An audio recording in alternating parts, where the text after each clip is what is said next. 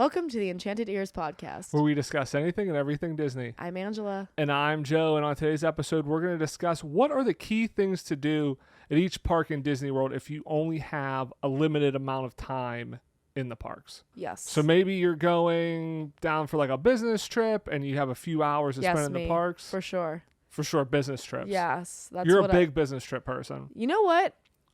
I will say, one time... You did go. I did go to Disney for a business. I mean, you were a soccer coach. When I was a soccer coach, Yeah. I did get to go to Disney. Yeah. Because I was a coach. Yep. So if you're down there soccer coaching and you only have a couple hours in the parks, or you're just passing through, maybe you're going to Universal and you're like, hey, I got a half a day before I have to catch my flight. Let me go to the parks. What can I do in 3 or 4 hours in the parks? We're going to kind of cover each park individually. Like, what do we think are like the key things to do, best snacks to get, all that sort of stuff. Yeah, that's the time, whenever I went down that one time, when I accepted a apple from a stranger. At a Disney park. Yes. And I said, what are you doing? Of all places to accept apples from strangers. And now you have memorialized that moment on your phone case. But yeah, of all places in the world to accept apples from random strangers, you know Disney's what? not where I would do it. Am I dead? I don't think so. Maybe you're a ghost. Have I been talking to a ghost this whole time? Like, what if this is like... What if this was the twist? What if we've been running this podcast for how many years, and the twist is that I've been dead the whole time? And it's like Sixth Sense. And yeah, it's like the Sixth Sense. And I've recorded this, and I've just been talking to myself the whole time, and everybody's like... Yeah, but it's just really... I mean, it's a decent podcast, but it's really weird because it's just one guy talking to an empty chair the whole time as if somebody's talking back to him. That would be insane. That would be insane. Let's cover some Disney news of the week first, though. So a couple weeks ago, Disneyland announced ticket price increases. And I said at that time, only a matter of time before Disney World increases. Well, we have season pass increases over at Walt Disney World. So the Incredipass, that's the most expensive pass, actually increased $100. So now it costs $1,549. That's a $100 increase. The Sorcerer Pass is now $1,079. That's up from $999. The Pirate Pass is up $30 to $829. And the Pixie Dust Pass is also up $30 to $469. So the Florida resident only passes only increased $30 each. So not too bad. And then the other ones, the Sorcerer Pass, Disney Vacation Club members can get that. So that was a little bit more of an increase, but then the one that everybody can get is up $100. So we knew this was coming. I mean, Disney increases ticket prices every year. Annual passes go up every year. I feel like we've joked before that it's like when Apple releases their phone, Disney, like their new phones and stuff, Disney increases well, I mean, their it's like prices. death taxes and Disney ticket price increases are like the things you can bet on 100%. But I mean, we talked about this a couple months ago when we did the whole episode on like, is an annual pass worth it? Where we kind of break down like how many days you have to go, that sort of thing. But we talked about like, hey, you can buy an annual pass and you have a year to activate it. And so like, Right. if you know you're going to next year, and this is what we did, we knew we wanted one for 2025.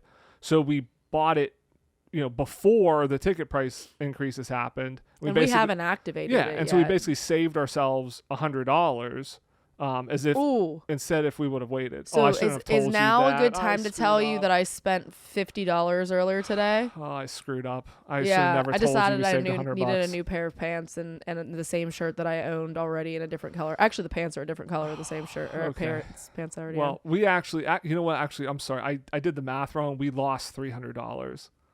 So you have to return all that Well, I stuff. got to find a way to spend the other $50 now. Okay. Oh my gosh. All right. And then some really good news.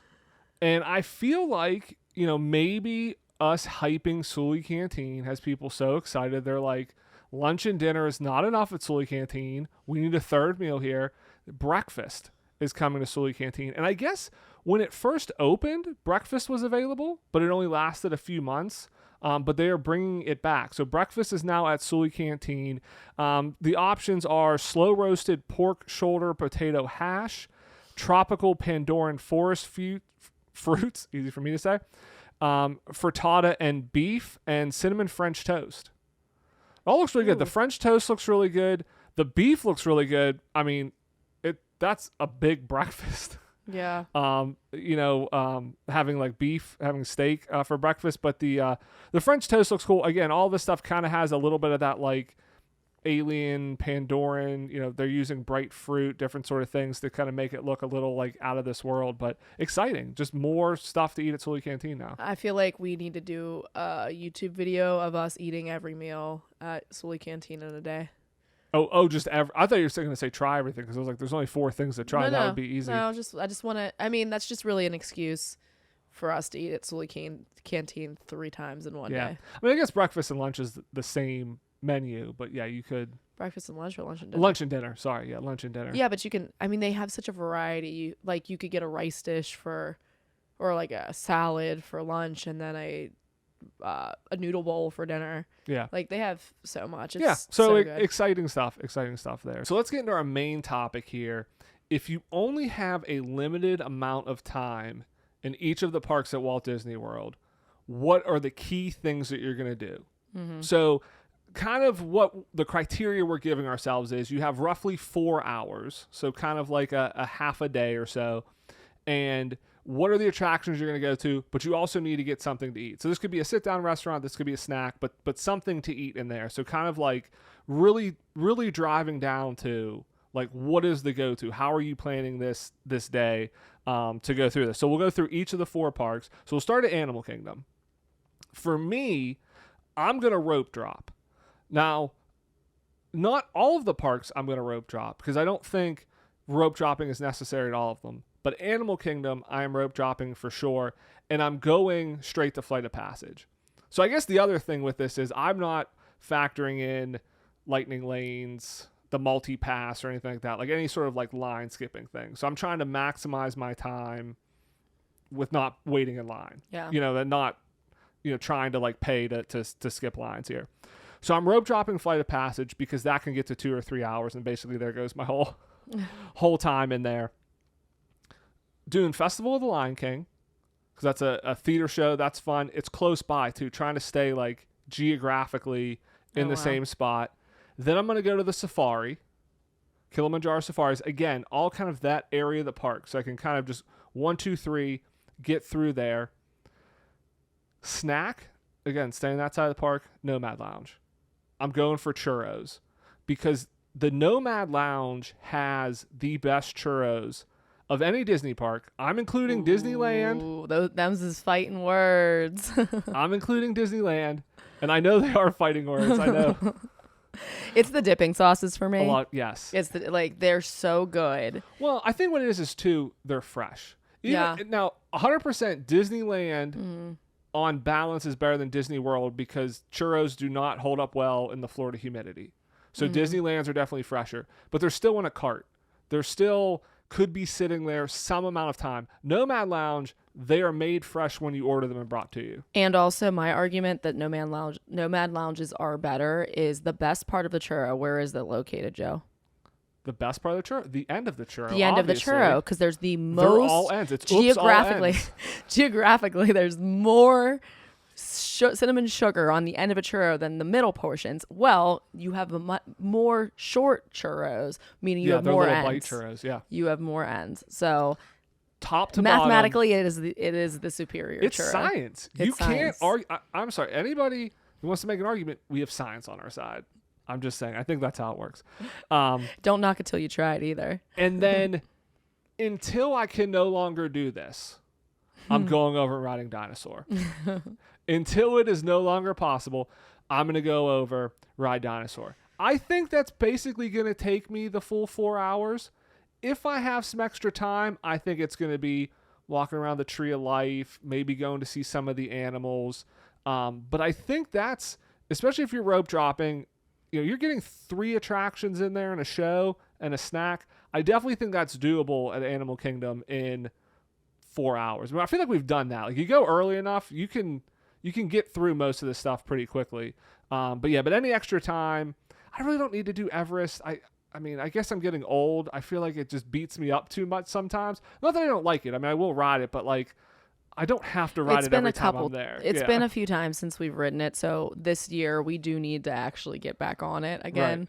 But I do feel like every time I get off of that ride, I don't feel 100%. I mean, I could, make an argument like I'm just protesting that the Yeti's still broken and that's why I'm not riding it.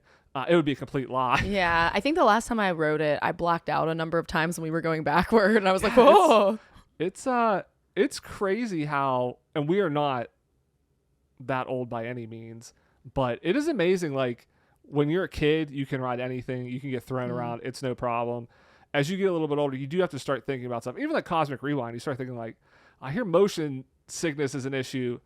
I'm not one that's ever really gotten motion sick before, but I'm like, wait, should I be worried about this now? Like, who knows? So like, it's weird how that stuff starts like sinking in. Yeah, exactly. So we've gotten sick from plane turbulence, which is kind of like motion sickness. So yeah, I feel like you have a little bit of reason for the fear, but intense plane turbulence. So it wasn't just like general turbulence. But yeah, so that's my limited time day hitting the highlights at Animal Kingdom. What are yours? Okay, so I think you had some really good pointers there. Thank you. Mine, I would have to, first of all, if I wasn't aware that we were a 4-hour parameter here. So I'm going to have to find out when the first bird show of the day is and then plan my day around the first bird show. I was going to say there are no bird shows, but you're just going. This is just you. I'm not involved. So it's fine. Yeah. So you can sit in 4 hours worth of bird shows for all I care. So I think it's, what is it? Birds in Flight, I think is what the official name is. But yeah, I think so. So I want to go, I want to do that. And then of course I do want to ride Flight of Passage. Now, sometimes that Flight of Passage rope drop line can actually get kind of long because a lot of people rope drop it. So I'm hoping that the initial rush is over and the line has dipped. And so it's not more than an hour's wait for Flight of Passage. So you're going to try to thread the needle of right after the rope drop crowd, but before everybody else comes in and realizes it's not too long of a wait. Yeah, potentially. Just thread that needle. Potentially. Okay. I mean, that may backfire. I was going to say, it's either going to have to be first bird show of the day is not till a little bit later, so I have to go in a little bit earlier and hope that I can get in Flight of Passage before. I think that's a better game plan. Yeah, so, I haven't, you're really the time management, planner of our Disney trip, so, you didn't have any input on this. I also want to do Dinosaur while we're over there, of course, because Dinosaur is a classic ride and I don't want it to leave. And then, of course, the last thing that I have to do is Kilimanjaro Safaris. I think that ride is a classic. I think it's a really interesting experience being inside a Disney park and getting to go on to like a game reserve kind of, place. And my snack isn't a snack at all. I'm going to Satu'li Canteen to have a delicious bowl of some noodles with some tofu or something. It'll be delicious. Best quick serve on Disney property. We've said it time and time again. I was going to say, I feel like we've talked about it enough. The fact that they have not sponsored us, sent us a Satu'li Canteen t-shirt. Oh, I would love that. Or hat. Anything. Like, it's really a missed opportunity. Is nobody from Disney listening to this? Yeah, I feel like we talk about Satu'li Canteen more than we talk about anything else. Nobody at Disney is listening to this. I think we need to start encouraging listeners. Come on, Bob. Go to Satu'li Canteen. Tell them Enchanted Ears told me about this. Yeah. And then have all the cast members go, what? I think that would be great. Maybe we could I want like some sort of like Satu'li Canteen hat or something, I want them to send me some special merch. I want to get on that level. That's it for Animal Kingdom. So we're going to head on over to Hollywood Studios. And for Hollywood Studios, I think that my main priority is going to be going to Batuu. I want to spend a lot of time there. I want to walk around. I want to see what characters come out. And of course, I want to ride Rise of the Resistance because it is a great ride. I do obviously love going on Smuggler's Run, but that's not as important to my experience as Rise is. And one nice thing about Smuggler's Run is there's a single rider line, so you might be able to kind of get in there and get out of there relatively quick. So depending on the day, if it's really hot, maybe I'd rather be inside, but I'm going to Batuu. Then I want to do basically one more ride, which is Mickey and Minnie's Runaway Railway, because I think that's a classic. I'll have that banger stuck in my head for the rest of the day. It'll be excellent. Well, at least for the rest of the day until I go to the Frozen sing-along show, because You're going to do that too? Okay, this is an interesting day. yeah, like I love that show. I think it's a lot of fun. It's very... I mean, I don't know what it's rated, but I feel like it's underrated because I feel like you don't know it's there. Mm-hmm. I feel like... Now, it is crowded when you go. I mean, it's a small room, so it fills up pretty quickly, but like you can go past that so easily and not know it's there. I mean, we, for years, didn't know it was there, went to it. It is hilarious. It's not what you think it would be. It's not just a straight sing-along. It's funny. You know, it's not just for kids to sing along. It's for all ages. It is great. Yeah. I mean, that's a good. I forgot about it. It's definitely a sleeper pick, Yeah. and I think it's a really good show. That is Good show. definitely underrated. And then speaking of shows, then I'm going over to the indie show because I want to see Indiana Jones doing stunts and beating people up and the behind the scenes magic of how they make those kinds of things occur. So most of mine, I mean, 50% of mine was shows. Which I love about Hollywood Studios. Where are you eating? And then I'm eating at the Backlot Express. I'm getting a delicious salad. We're gonna see each other quite a lot at Hollywood Studios. Are we now? Yes, we are. So Where are you going? very similar areas. So Hollywood Studios is another one I'm rope dropping. I am rope dropping. I am going straight to Toy Story Land, straight to Slinky Dog Dash, because that's the one. If you want to ride it, and again, you don't have some sort of lightning lane or anything like that, you gotta get there early because that is one that I feel like it's just like the capacity of it's not that high, so the line is long. I love Slinky Dog Dash though. I really love that attraction. You don't, so we don't always ride it. You're like, I don't know that I want to ride it. I'm take it or leave it with it. Yeah. I actually like the alien swirling saucers more than I like Slinky Dog, I think Slinky Dog Dash, it's just so fun. I mean, the fact, like the theming of it, the fact that you're in Slinky Dog, it's got the launch. Like it's not an intense roller coaster. So like we were talking about Everest, like I don't feel like I'm getting too old for this ride, but there are thrills with it, with the launch and all that stuff. And you do feel like you're kind of, a toy on this ride. It is a blast. I absolutely love it. So I'm making a beeline for it. I feel like psychologically, I'm going to do a psychological read on you. You've been a big person your pretty much entire life. I feel small. And you want to feel small. You feel like you're a toy. So it helps you to feel small. Is that why I like Backlot Express? Because that's where the Honey I Shrunk the Kid play area used to be. Wow, you're welcome. I'm pretty sure it was there. $100, please. Oh, $100. That's a cheap analysis. I thought you were gonna say like $500 or something. $100. $100. Okay. All right. Awesome. You know what? That $100. That's a Spirit jersey. I'll get you a Spirit jersey. Yes, there's some pretty cool ones. So I'm going to Backlot Express as well, but that's not in that order. So I'm rope dropping Slinky Dog. And then I'm going to go to Batuu. Like you said, I'm going to go over to Star Wars, which, again, it's right there. See, I'm also thinking of, like, I have to be close to these places. I'm trying to minimize walking back and forth in the parks. I'm surprised you didn't say Tower of Terror. You forgot that existed. But you know what, though? Yeah, I'm going to add that. But here's the thing, though. That's a long line that you're going to be waiting on, and it's the other end of the park. You were smart. True. You picked Indy, you picked Frozen, you picked Mickey and Minnie's, all right next to each other. You did a nice job there without knowing it, I feel like. Yeah. Yeah. So I would probably rope drop Tower of Terror. Okay. I'd probably rope drop Tower just to get it in. Okay. So I'm going over to Galaxy's Edge. Rise of the Resistance does have single rider line now. So I'm going to go Rise of the Resistance. I would have a couple months ago before it had single rider line, 100% with you. I would not wait the 2 or 3 hours for that. Would take the single rider line on Millennium Falcon. But now that exists, love Rise of the Resistance. I think it's the best thing Disney's done. So I'm getting the single rider line there. Then probably Backlot Express for lunch. Again, we're just working our way around that back corner of the parks there. And then Indiana Jones right next to Backlot Express.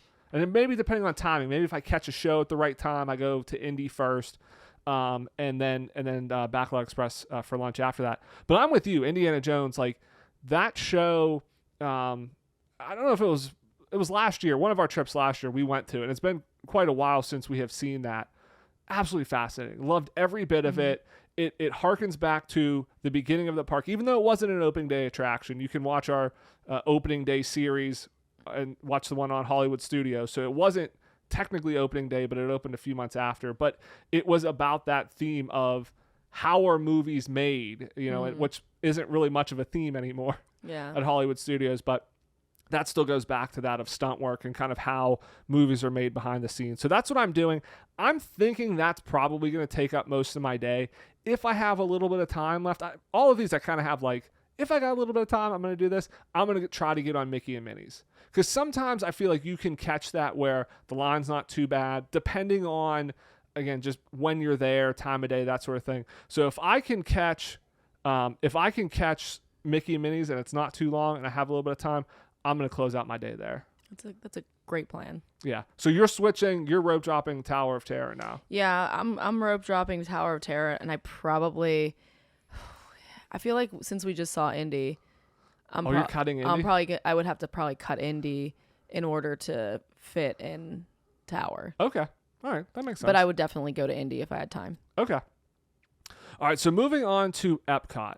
Now, EPCOT is going to involve getting up very earlier before the park opens and getting a virtual queue for Cosmic Rewind. Because I don't want to, again, not going to pay to ride it, but I want to get up. They're still running on virtual queue. So I get a virtual queue for Guardians of the Galaxy Cosmic Rewind. So I know I got that locked in. Don't really need to rope drop the park. Nothing really in EPCOT you need to rope drop. You can kind of get in and just enjoy your day there. But I'm going in, start in front of the park, Spaceship Earth, Living with the Land. Must do both of those. I almost considered saying Living with the Land, Spaceship Earth, back to Living with the Land again.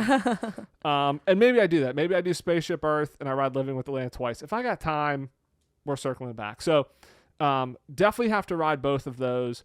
Just classic attractions, great Disney attractions. Love everything about them, top to bottom, no notes. Then probably, if I got a good virtual queue number, my Guardians gets called, go override that. Then my rest of my time, I'm going to be spending just having a leisurely stroll around World Showcase. Going into the countries, kind of exploring, maybe playing a little of the DuckTales adventure as I'm going through there to kind of explore some of those like nooks and crannies that are happening in there. And then I am going to pick up lunch. And that is on the Disney Play app. So for anybody who doesn't know that is actually like a game that has you interacting with the physical environment. Completely free. And just need the app. Yeah, and it has you exploring things. And then it's really cool because the environment does interact back with you when you do the missions. So it's really cool if you don't know anything about it. Yeah, it's awesome. So probably going to do that as I travel around World Showcase. And then I'm going to get lunch at the Yorkshire County Fish Shop. You love that place. Yeah, I think it's like the best quick service in Epcot. It has it's the best fish and chips, and I feel like it has one of, if not the best views and places to sit, especially for a quick service.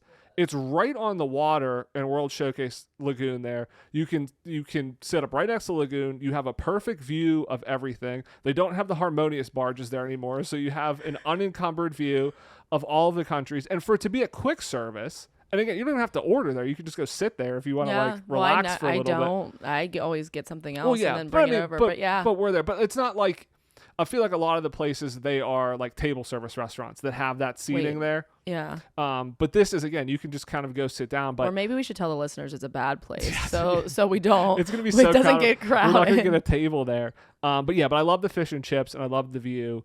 So that's what I'm doing. And then you know what? I'm right there. I can just hop on the Skyliner and go over where I have to go to. Nice. Okay, so for me, you did have a good point about Cosmic Rewind. We've only been able to ride it one time.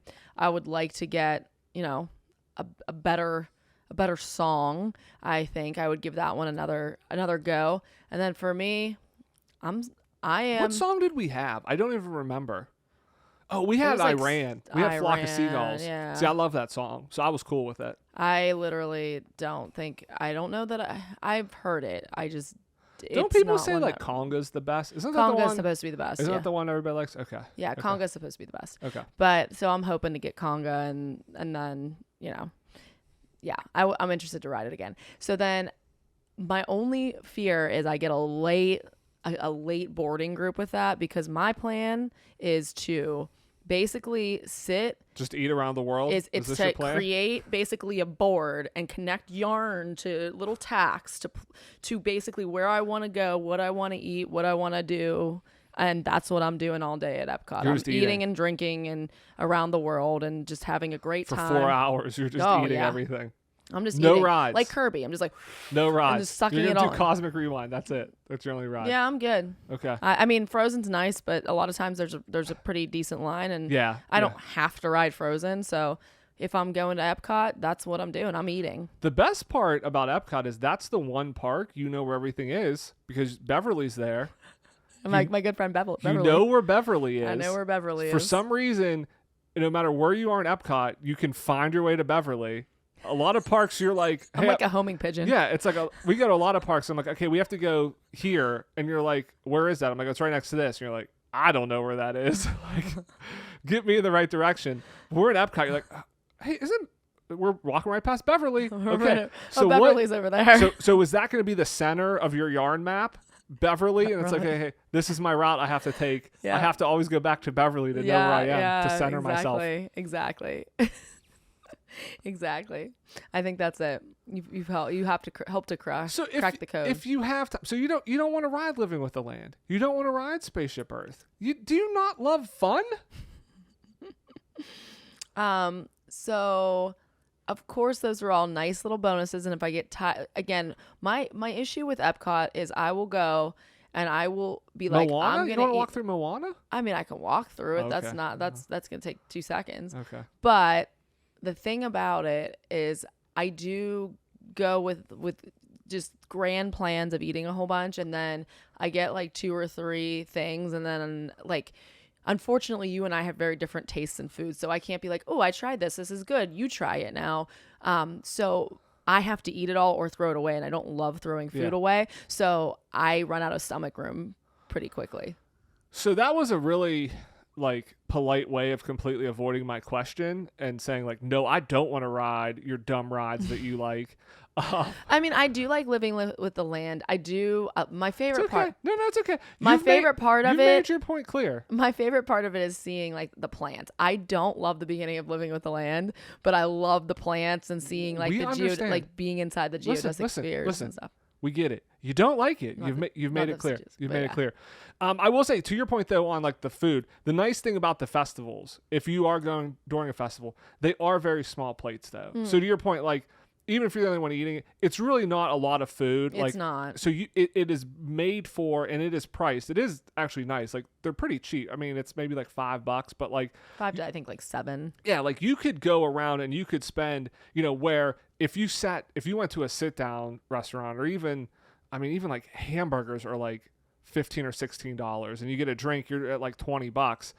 If you had $20 or $30 at Epcot during a festival, you could probably get 5 to 6 different small meals. So to your point, it is a good thing. You could kind of go, but even 3 or 4, I mean, that's a pretty good. You're gonna get good variety of like what's there, and it's gonna be a filling meal across the board, not like super break the bank on it there. Yeah, exactly. Well, that's fine. You have fun. You walk around, you eat. I'll just be riding Living with the Land. That's what I'll be doing. And I'll be having so much more fun than you will be trying all of these foods, trying to be like, oh, look at me being this fancy person, eating all these like fancy different foods. Like I'm some sort of food critic for Michelin or something. Like, oh, I'm passing out Michelin stars at Epcot. I'm going to be learning how to live with the land.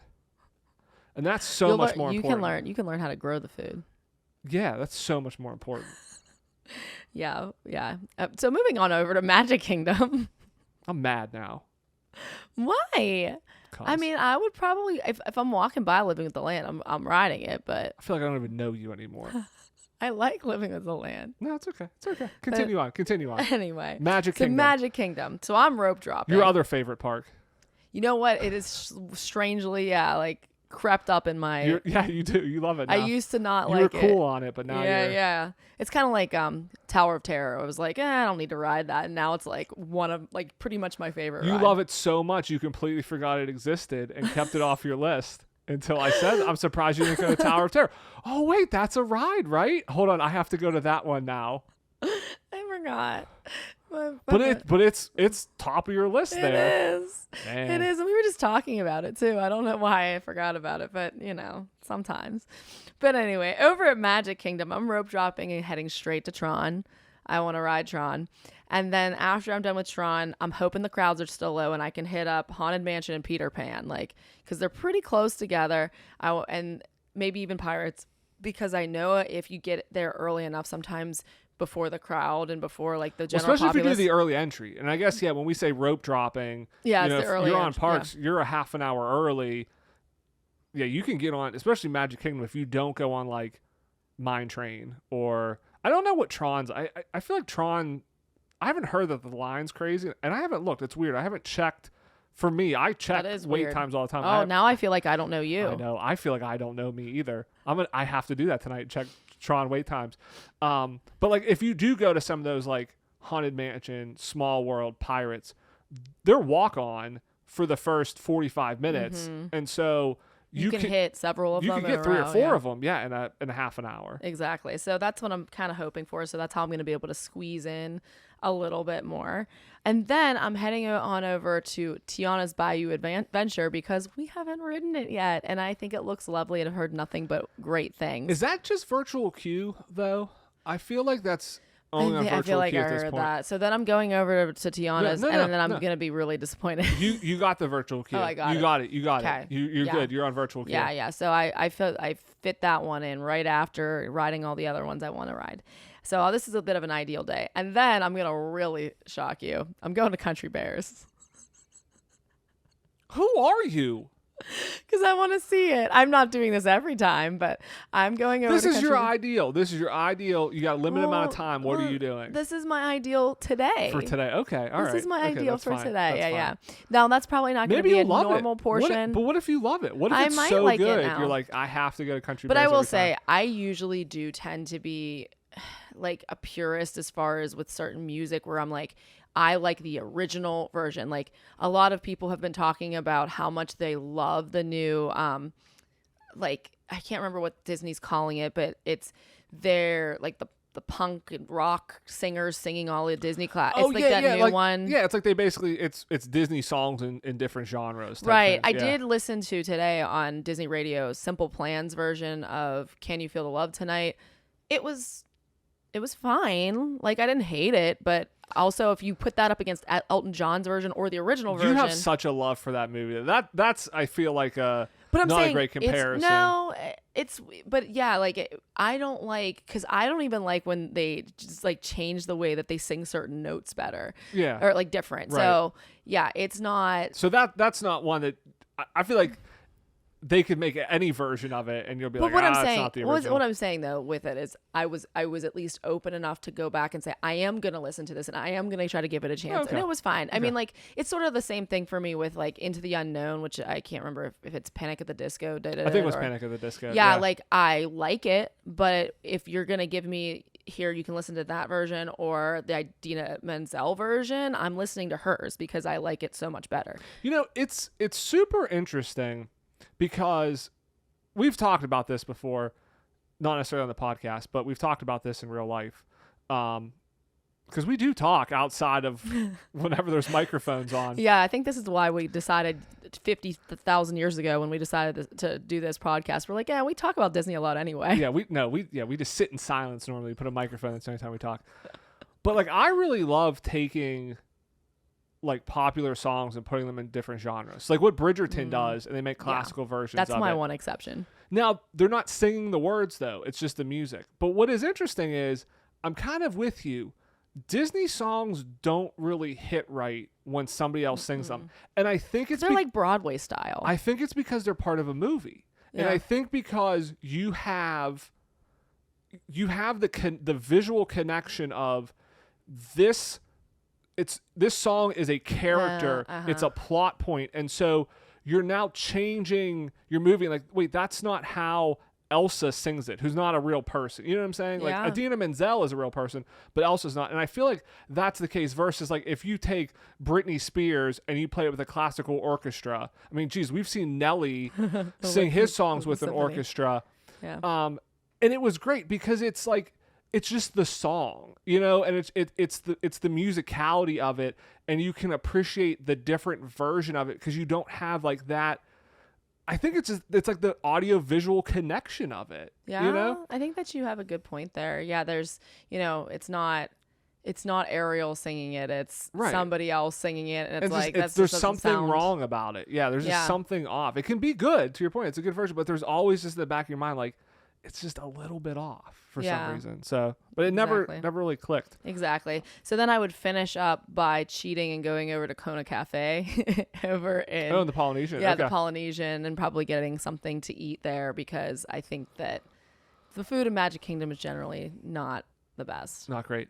So Magic Kingdom is the one park I'm not rope dropping. I'm going late. So I am going late afternoon, early evening. So I'm spending my few hours in the park end of the day. Okay. Now, obviously, that's going to limit things I can ride because crowds are probably going to be higher. But I definitely think I can get Haunted Mansion, Enchanted Tiki Room. I think those are. I forgot the Tiki Room. Those I think are definitely doable, and Haunted Mansion's definitely my favorite. Like I could probably get Small World. I could maybe do Pirates, but like Haunted Mansion for sure. Tiki Room's always a walk on. That's easy. I just can't believe I forgot I literally forgot like 2 of my favorite rides. I love Tiki Room. I think you could squeeze that one in. Yeah, there. that one's pretty easy. It's like 15 minutes, but I also think I'm going to take some time, take some castle picks. I kind of like just walking down Main Street, getting some pics in front of the castle. so you're gonna take some time, get cute. being in the hub. Yeah.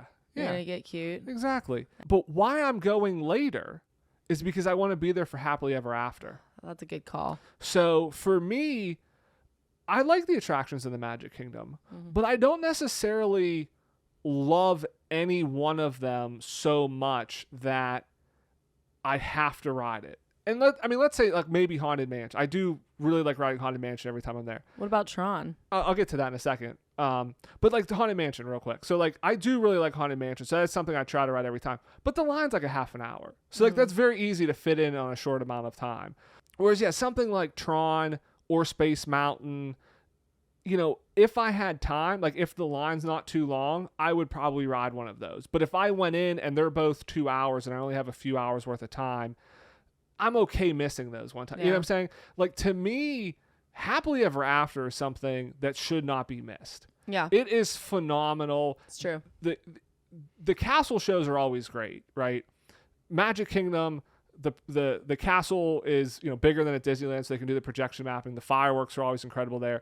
Happily Ever After, the song is just absolutely phenomenal. And now we know they can take it from us at a moment's notice, so we have to We have to appreciate it while it exists. while it's there. So to me, that's like the key at the Magic Kingdom. Riding any of the other attractions, that's just like bonus. That's just icing, on the cake. Would you say that's the key to the kingdom? That's the key. Yeah. Happily Ever After is. But I know I have to be early to the show, watching the show. That's going to take about an hour of my time. So again, I'm not going to have a ton of time there. So that's why I'm going in Haunted Mansion, Tiki Room. If I have time, I can try to ride Tron or Space Mountain, one of those two. But then I'm focusing on the castle. And my food, this is what I'm doing. Got to get a Mickey bar. Got to get a Mickey bar in Magic Kingdom. So I'm getting a Mickey bar and eating it while I'm watching Happily Ever After. I mean, tell me that is not the greatest ending to a day at Disney. I mean, it is a good one, but I'm thinking logistically, you're not paying attention to eating the Mickey bar. I'm eating it, waiting for it. I get the Mickey bar. I'm waiting for it. Because let's be honest, I mean, it's going to be gone quick. And then Happily Ever After. It's going to be all in your beard, and you might accidentally drop the chocolate and it might land on your shoes. So we gotta be careful. Yeah. So I will eat it while I'm waiting for Happily Ever After. Now, as we were talking, you know what? I think Go that we need to invent like an umbrella for underneath Mickey bars. Oh my gosh. Like a Mickey bar catcher? Yeah. So this is a Shark Tank idea. So whenever the chocolate falls off, you don't lose it. It doesn't go on your clothes or your shoes, but also you get to eat it. We need to patent like an ice cream catcher for Mickey bars. Oh, we need to work on this. Hopefully no one listens to this podcast and steals our idea. All right, but one thing I was thinking of, so this was kind of our like, hey, limited amount of time, key things we would do at every park. But a lot of it was, hey, we're rope dropping all of these parks. So you could not do all of that in one day. So if you're going to all 4 parks in one day, so obviously you can't rope drop all of them. You can only ride a couple things at each one. Like, what are you doing? Like, which one are you rope dropping? What are you, kind of picking? So for me, I think I'm rope dropping Animal Kingdom. And that's typically because Animal Kingdom opens the earliest. So when you're trying to go all 4 parks in the same day, you're trying to maximize the amount of time possible. So I'm rope dropping Animal Kingdom. I'm doing Flight of Passage. We've done this. I've done this myself too, of going to all 4 parks. You really only have enough time for maybe like 2, 3 things tops at each park, just because of the amount of time the transportation is in there. So I think I'm doing Flight of Passage, and then if Dinosaur's open, I'll do Dinosaur. If not, I'll do the Safari. Okay. So I think that's kind of what I'm doing. Probably getting out of there before I really even need to eat anything. So I'm probably not stopping at Nomad Lounge, anything like that. I think from there, probably Epcot makes sense next. Because I feel like Hollywood Studios, if you miss rope drop, it's going to be crowded like mid-morning, but you might like late afternoon, early evening. I feel like people tend to leave Hollywood Studios, so you can get a little bit less crowds. So I think I'm going to Epcot. Definitely going to do Spaceship Earth and Living with the Land, of course. Probably get something to eat at Epcot. So that's maybe some fish and chips, maybe grab something from the festival booth.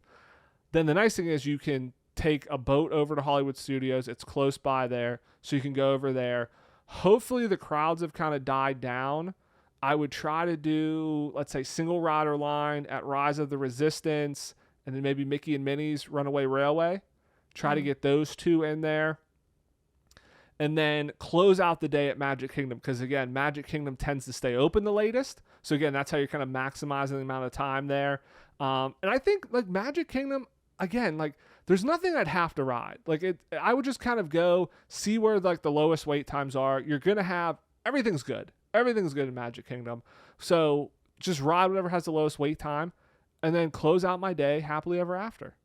Aww. That's kind of – I think that'd be my game plan if I was trying to do all 4 parks in one day. It's crazy to do because, again, you're only doing 1 or 2 things in each one, and it's a whirlwind of a day, but it's definitely doable. So that's what I'm thinking. What would you kind of do if you had some thoughts? Like, what are the key, like, 1 to 2 things you're doing at every park? All right, so I think that you do have a good point, except for it throws a little bit of a wrench in things. But you do have a good point. The Animal Kingdom usually opens earliest, so I would think about going there first, but honestly, my must dos, like Flight of Passage is I want to do, but it's not necessarily a must do for me. My only thing that kind of it does frustrate me is I want to be there for lunch, and I'm not sure when Satu'li Canteen opens. So probably like 11. Yeah, so I don't know how long I'm going to be there, or if I'd still be there at 11. So it does make me think that maybe I start the day. I'm changing it. I start the day rope dropping Magic Kingdom. Okay. I'm going to Magic Kingdom. I'm trying to do Haunted Mansion. You can get a lot in. Like Haunted, we talked about. Yeah. I'm trying to get those main rides. Maybe try to get Tron in, and then I'm hightailing it out. I'm going to Hollywood Studios. I'm riding Tower of Terror and walking over to Batu. I don't have to ride anything there. I just want to go walk through. Then I'm leaving, and when I leave, I'm going to Animal Kingdom. I'm getting food. I'm getting. It's interesting. See, I thought you would have gone Magic Kingdom, then to Animal Kingdom, because that would be. Is it kind closer? Of more around just more around lunchtime. Like if you're rope dropping Magic Kingdom, well, I'm worried you're that there a couple hours. You get to Animal Kingdom around 10 or 11. I'm packing a snack because I'm worried that the tower line's gonna get long. Okay. So I'm packing a snack, and You're going to Hollywood Studios, and okay. I'm gonna be running close to empty so that when I get to Satu'li Canteen, I can really just fuel up. Okay. Okay. So I'm eating Satu'li Canteen. I'm doing the safari. I'm gonna pump the brakes a little bit. I'm gonna do the safari. I'm gonna go see the bird show. I'm gonna ride Dinosaur. So I'm doing a lot of stuff over there because it's getting later in the day. I'm skipping Epcot. I'm just not going there. All 4 parks. You gotta do all 4 parks in one day. You have to go to Epcot. You have to go to Epcot. All right, fine. Then I go to Epcot. and I walk in and then I turn around and I walk back out. Okay. I don't know. I'm going to Beverly. There we go. Okay, I'm going to Beverly. Beverly. I'm going to go see my friend Beverly. What is interesting is you planned yours. So I try to plan mine of like, I'm going to go Animal Kingdom, then I'm going to go to Epcot Hollywood Studios because they're close by. Then I go up to Magic Kingdom. I try to kind of like keep it in order of like who opens early, who stays open late. You're chaotic. You're absolute chaotic. You said I'm going from Magic Kingdom to Hollywood Studios. But even though Epcot's nearby, I'm not gonna go to Epcot. I'm gonna go all the way to Animal Kingdom. All right, fine. You made me go to Epcot. No, it's okay. You then made you're me gonna go to Epcot. circle back to Epcot at the end of the day to walk in. No, I'm not going at the end of the day. Because you were gonna circle back to Magic Kingdom, right? Yep, I'm going back to Magic Kingdom at the end of the day to watch Happily Ever After. The most there's nothing is near anywhere. I'm surprised you didn't go. I'm gonna take a detour through Disney Springs. Hang on, I always forget where the Skyliner goes. Does it go between Magic Kingdom and Epcot? I don't remember. Hollywood Studios? It's Hollywood Studios and Magic Kingdom. The monorail goes between Epcot and Magic Kingdom. So you could take the monorail back. Okay, I would take them. Yeah. Yeah. I'm honestly not surprised you didn't take a detour through Disney Springs at one point. I'm going to go get Gideon's. I'm going to go Hollywood Studios to Animal Kingdom by way of Disney Springs. I don't know. I don't know where I'm at. Leave me alone. But yeah, you could take the Skyliner. So between Hollywood Studios and Epcot, you can take the Skyliner. You can walk, or you can take the boat. Between Epcot and Magic Kingdom, you can take the monorail. So you could go Epcot, just walk in for a couple of minutes, maybe see Beverly, maybe walk through Moana, and then hop on the monorail and get to Magic Kingdom at the end of the day. I always call it Beverly. So every now and again I'll try the Beverly just to remember how bad it is. Although I think there is one other one that's horrible. Worse. There's one other one that's worse than Beverly. So this is the Coca-Cola experience for anybody who's like, what is she talking about if you don't know what I'm talking? Because Beverly just your was friend big. Beverly. It's just a person. Yeah, I like to named call Beverly. it like Beverly, like it's a person. But there is like one, I don't know if it's like lychee flavored or like a watermelon flavored soda. I think it's like refreshing and really good. So I always drink that. We'll drink a couple little cups of that and then we leave. But yeah that's probably okay. So that's what you're doing at Epcot, and then so we're going to Magic Kingdom, and that's not that deep in the park either. So it's not going to take a whole lot of time. But then Magic Kingdom closing out the day. Yeah, Happily Ever After. Yeah, that was a good point you had with Happily Ever After. So you're trying to do 5 parks in one day. I mean, really 4, but it's you made me do the one. It's ambitious. So I was just gonna leave her out. Yeah. Okay, ambitious. I like it though. I like it. I think you should I try only that. ate once in the day, so I probably should eat at Epcot. Maybe that's what I'll do. You had a snack. You had a snack. I had Hollywood Satu'li Studios. Canteen. I think you had Satu'li Canteen. Yeah, I didn't have a snack at Hollywood Studios. You said you're packing a snack so you can ride Tower of Terror. Oh yeah, but that's like a RX bar or something. Okay, all right. Not a sponsor. So we'll do a little snacking at Epcot too. Yeah. Okay. Yeah, I think maybe that would be where Epcot fits in. I think you should try this because I want you to have to experience. No, it's a bad idea. Insane travel. Well, listen, you're doing. you just popped it up on me, so I couldn't. You're like, oh, what did you do? And I'm like, I didn't prepare for this, so I'm trying. Only a certain amount of information gets held up here, so I was trying to remember the rides and the parks that I want to hit, not where they are. Not where they are. Okay, fair enough. So I'm taking minivans. It's going real fast. Just everywhere. get there quick. Very expensive. Yeah, it's an expensive day. All right. But we'd love to hear from our listeners. What are your must-dos at the parks? If you only had a few hours in every park, where are you going to? What are your key attractions? Let us know on Instagram. We're at Enchanted Podcast over there. If you're watching this on YouTube, you can let us know in the comments. But that wraps up the show for this week. I want to thank everybody again for listening. If you've not done so, please leave us a rating or a review. Subscribe wherever you get your podcast. It really helps, and we really appreciate it. Thanks for lending us your ears. Have a great week, everybody. I'll see you here next Monday. Bye-bye.